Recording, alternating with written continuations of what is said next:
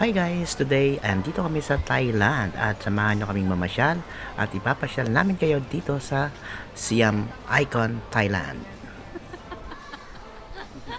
Sige ka. Sige ka. Tara na. Ano na Sabi ko kanina ko pa sinasabi po na tayo. Yan. Hi guys! Andito kami sa Thailand. At nandito ano? Icon Siam na mall. Tama? Icon Siam.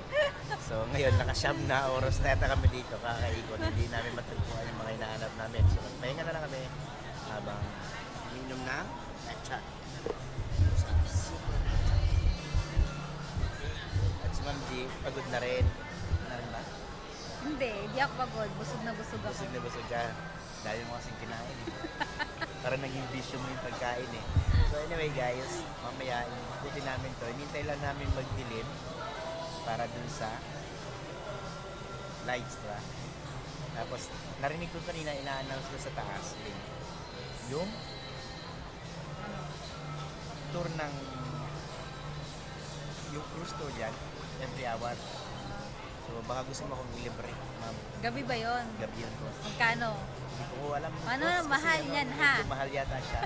Pero tingnan natin mamaya. Afford mo naman yan, boss. Kaya kasi sinama mo ako dito para ilibre mo, diba?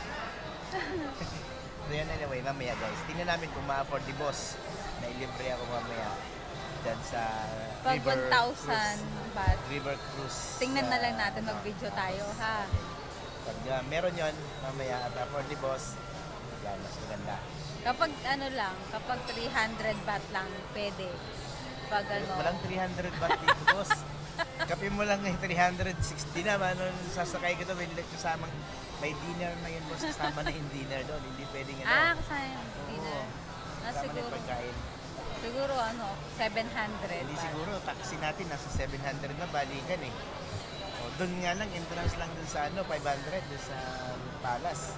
Magkano yung 1,000 baht? 1,000 baht is parang 2,100 pesos. So, yun yung Parang conversion, yung cruise guys. dun sa Olongapo, ganun din. Yung yate.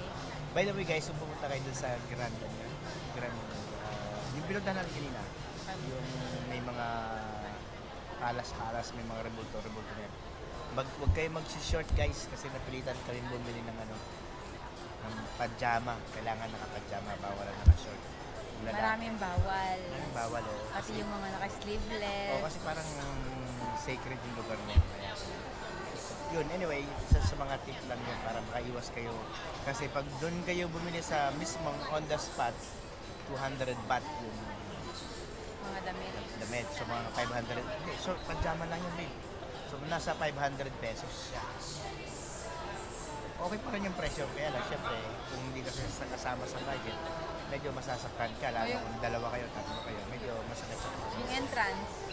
Yung entrance, 500. So 500 baht yung entrance. So medyo masakit-sakit din sa bulsa yun, ha? Nasa 1,100 pesos yun. Plus, sasama mo ng pajama, 500, so 1,600. Bago ka makapasok, nakashort ka lang. Kaya kailangan doon guys, pag pumunta kayo, huwag na kayo mag-short. Kung yun talaga yung balak ninyo.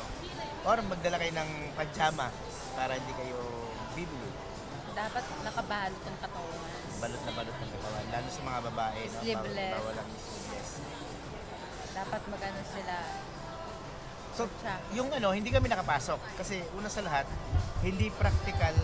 Although maganda siguro na pumasok kami doon para nakita namin yung loob. Kaya lang, naging practical na lang kami na sa sobrang mahal ng entrance, hindi na kami pumasok. Doon na lang kami sa labas. Parehas lang din naman yung na-picturean namin. Nakuha din naman namin ng picture. Kaya syempre, iba pa rin siguro yung nandun ko sa loob. Kaya lang, naisip namin ngayon, nare-realize namin na parang dapat pala pumunta tayo. Kung baka bukas, balikan namin kung may budget na. Ano pinagkaiba nun? Ngayon Hindi, kasi- sa bukas. Babayad na naman tayo pamasahe, pabalik doon eh. Taxi na naman tayo. Another 200 naman. So, Ano ba yung schedule bukas? wala tayong schedule bukas. Mamimili.